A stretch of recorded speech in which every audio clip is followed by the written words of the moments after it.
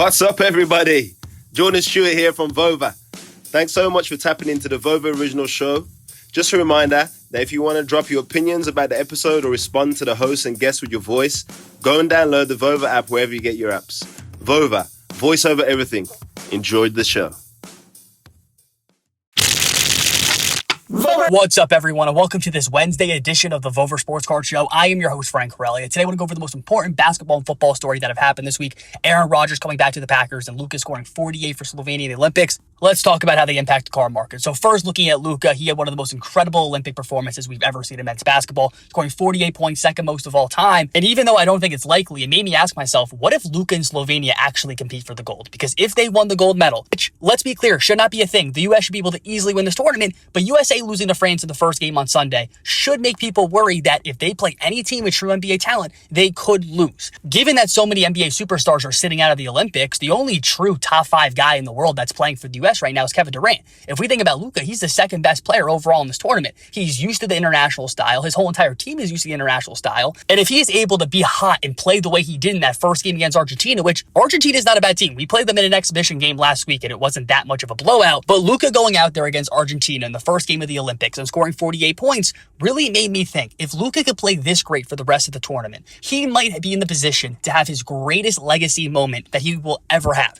Luka was asked before these Olympics started, what would be more important, an NBA title or an Olympic gold medal? Because when we think about Luka as a player, he's going to have league MVPs, he's going to have all NBAs, he's going to have the great numbers, he's already doing all this. But what Luka needs to position himself to be a true all-time great, our title. I think it's fair to say that the Mavericks aren't going to be winning an NBA championship anytime soon. It takes years to build that within a team. If we're thinking about Luka as a player, what he could do right now is win the gold medal and have it be one of the biggest upsets in Olympic basketball history, which would be massive for his card market. Luka being an international guy, coming to the NBA, dominating the NBA over his first 3 seasons, making people believe that he's the best player in the league under the age of 25. If Luka can take this Slovenian team and compete for the gold medal and go head-to-head with the U.S., which the U.S. is filled of all NBA players, and honestly, Luka's card market right now should be boring. It's the offseason, and traditionally we see in the offseason, not much movement happen until we get a month or 2 out from the season starting up, unless there was a big trade or something that happened during free agency. But besides that, we usually see a player's market be still during the offseason and not be near the high prices that they were during the previous season. And I would normally say there's no rush to buy Luka cards. I don't expect that much movement to happen over the next month or so. There's probably other places to try to make a quick flip. But what's happening with the Olympics now makes me think that there's a lot more upside than risk in investing in Luka cards today. You look at his base market, is down significantly from where it was. Base Prism rookie card PSA 10 was $2,000, which I don't believe it should have been a $2,000 card. There's 17,000 of them. But it's also true that at some point this card does hit true market value. And this card got all the way down to $700 a couple weeks ago, which was the absolute low point over the last 6 months. But now we're seeing this card trend up slowly, and it's a $750 card now. And if you're looking at Luka auctions overall, his high-end market is doing well. His Prism Blue Ice up to 99 at a BGS 9.5 just over $54,200. And I feel like Luka is in a similar situation to when I talked about Aaron Rodgers on the show a couple weeks ago, which I'm going to get to him later on this show as well because there's big news with him.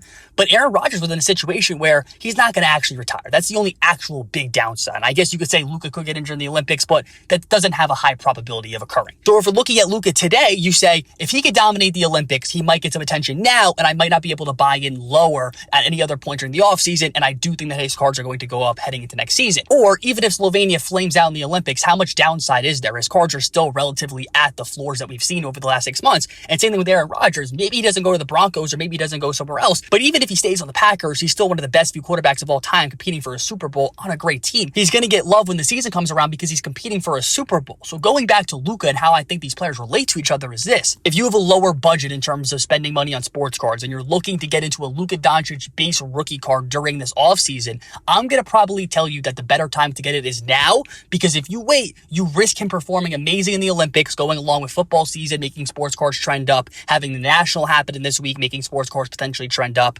I'm thinking that you're probably better off doing it now than waiting, because I don't think that they could get that much lower anyway. If we're looking at high-end cards, the most expensive Luka stuff, nobody wants to sell that right now. Those are coveted the same way that people covet LeBron cards, people covet Jordan cards. People seriously look at Luka as that next Pantheon great.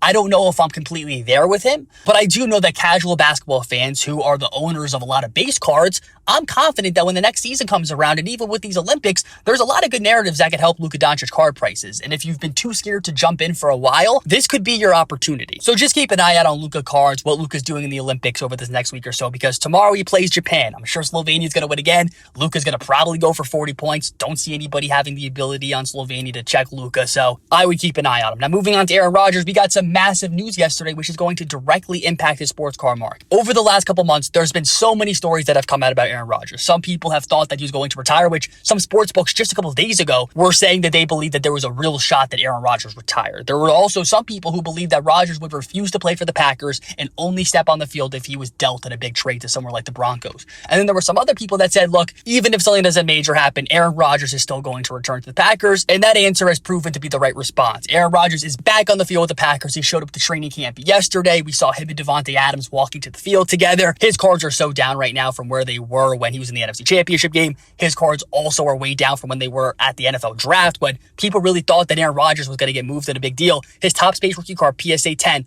was selling for $1,200 when the NFL draft happened. This card went all the way down to $600 a couple weeks ago when I was talking about him on this show.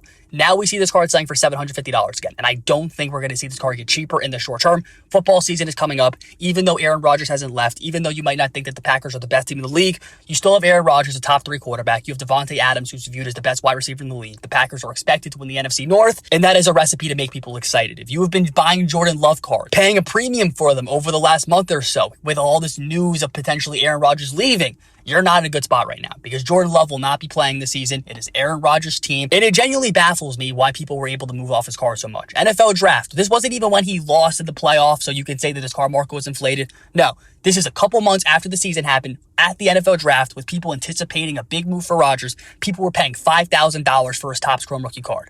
Now, this card's selling for about $3,000. You can't tell me there's not value with Aaron Rodgers cards. In terms of him being an all-time great, some people believe that he's the second or third best quarterback of all time. He has a touchdown to interception ratio of 4.6. That's his double Drew Brees and Peyton Manning, both players that people assume are top 6, 7 quarterbacks ever. If we think about Aaron Rodgers as a player, he's one of the best to ever do it. He has a Super Bowl. But on top of this, Aaron Rodgers still has a few-year window ahead of him where he could try to get that illustrious second Super Bowl, which I believe a lot of people would start running with the narrative that he's the second best quarterback of all time, ahead of guys like Joe Montana, ahead of guys like Peyton Manning. So over the next couple days, I would be looking at his card market. If you could buy something at where the comps have been, I would jump on that now. Now, if we see a massive jump over the next couple days, then maybe you might have missed a window to make the most money. But I think over the next 3 or 4 weeks, we're going to see Aaron Rodgers cards trend up in price. The season is approaching. He's one of the best players in the league. And for those of you that were sleeping on him, I would ask why. The only reason why somebody paying the prices that we see for Aaron Rodgers cards today would lose in the short term would be if he retired. And what was the percent chance of that realistically happening? If Aaron Rodgers stayed on the Packers and played it out, we were going to see his card prices go up because the Packers are still one of the best teams in the NFL. And if he left at a big move, it would have really helped his card prices. There was a lot more upside than risk. And I think this situation overall shows that there's tons of opportunity in the sports card space if you look outside of what everybody is looking at. So I appreciate you listening to this Wednesday edition of the Vover Sports Card Show. I am your host, Frank Hrelja, and I'll be back again on Friday.